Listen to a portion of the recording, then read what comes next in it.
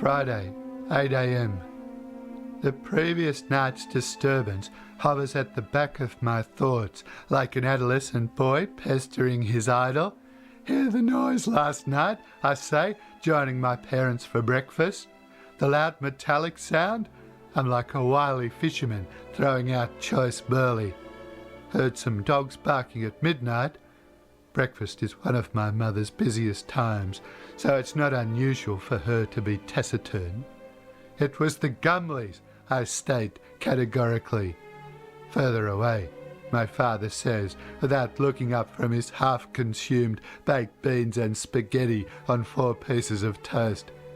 Taking a certain delight in being able to prove him wrong, I add the facts. Somebody drove through the Gumleys' gates in Mr. Gumley's car. I saw Mr. Gumley trying to get them off the bumper bar. I detect a glance between them, one of those should we tell him what we know type of glances. So, what are you doing for your 21st? Although she's prone to violent subject changes, my mother is obviously steering me away from talking about the Gumleys. Gone off the surf club, have you? I'm coming around to the idea of having it here. You need to decide because people have plans. I know.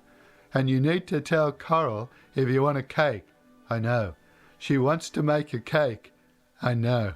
So you need to tell her. I know.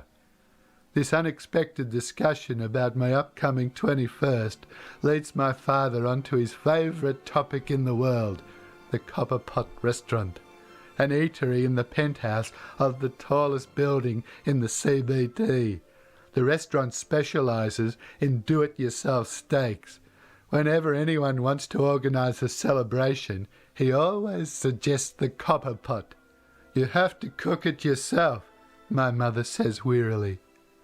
He likes the Copper Pot, says my father, pointing at me but looking at my mother, to which my mum replies, I'm not cooking steaks at a restaurant. All Dad's doing is creating this nightmare situation where I have to choose between my mother and father. At school, we filled out a questionnaire about how we saw ourselves in the future, and there was one particular question. Who do you want to end up like, your mother or your father? I imagined most boys put their fathers, while most girls put their mothers. Stupidly, I tell my mother about this, and she hounds me for weeks about my answer. So, what did you put, darling? She even brought it up in front of our friends at social gatherings. He won't tell me what he put, so it means he put his father. If I had a brother or a sister, I don't think she'd have been as insistent. You're a steak man, hunt. Red meat's full of adrenaline, I say. I cut my father off because I want to end this ludicrous discussion.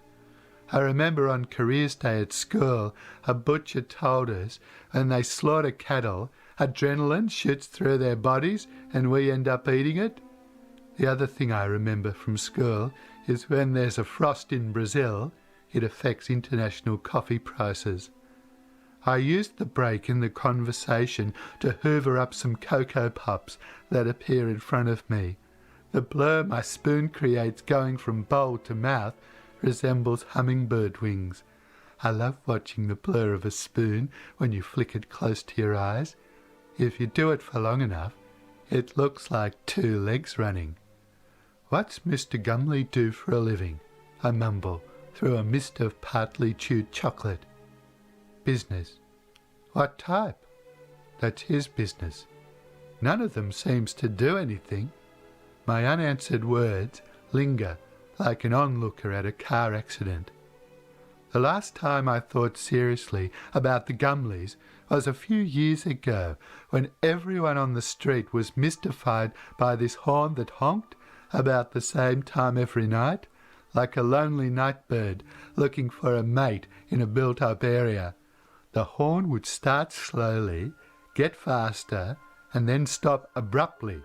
Everyone would rush onto the street, but no one could tell which car was honking.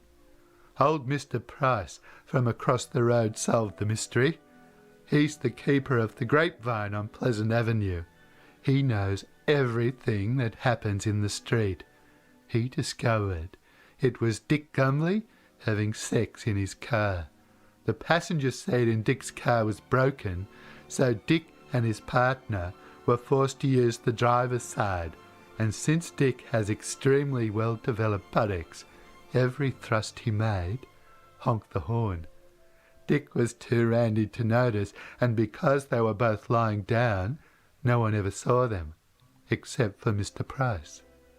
This episode proves that a well-shaped bottom is not always an advantage in life. I would have been very quiet myself because I have absolutely no bum. In fact, I'd have been extremely quiet because I didn't have a partner. If last night's disturbance occurred in daylight, I don't think I'd be as intrigued by it, but when things transpire at night, they take on a more compelling quality. Take my father's Uncle Bobby, who stole vegetables from market gardens under the cover of darkness. He became known as Bobby Comes Nighttime, and it gave him this wonderful romantic quality. I know this bumper bar incident isn't important in the big scheme of things, but I can't get it out of my mind.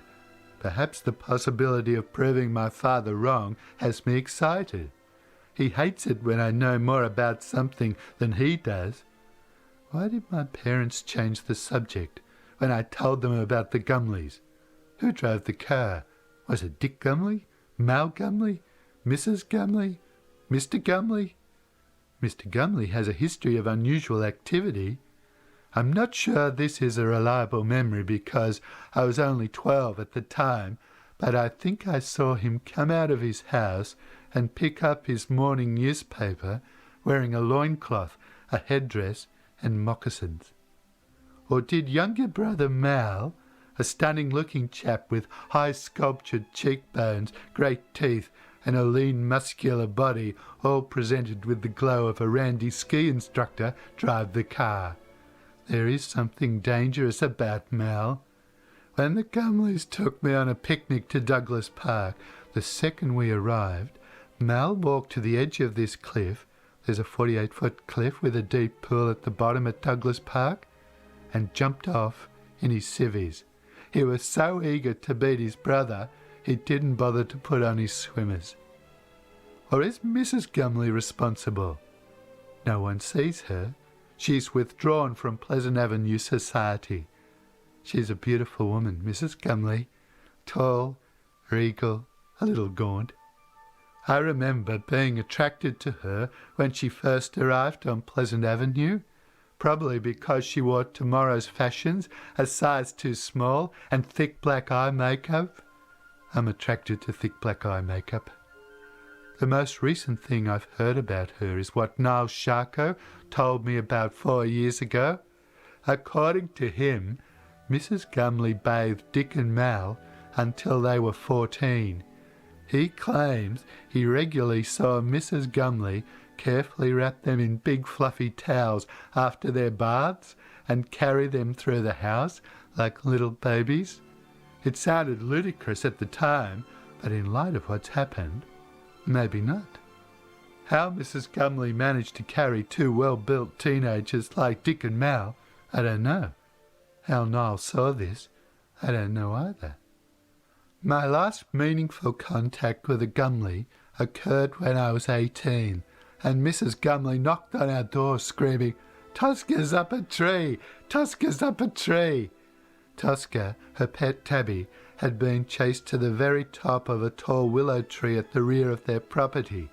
You could just see his little red eyes whenever the torch caught him, swaying from side to side in the gusty conditions. I'm always happy to please an adult, so I said, "Don't worry, I'll help you, Mrs. Gumley." I even forgot about my fear of heights, that is, until I was part the way up the tree. I remember the next bit vividly, because to cover my fear of heights, I chanted the names of ex-North Sydney Rugby League players, Ross Warner, Ken Irvine, and George Ambram, half listening to Mrs. Gumley chatting to Tosca above me. "Don't worry, darling, Sandy's coming. You know Sandy, he's our neighbour."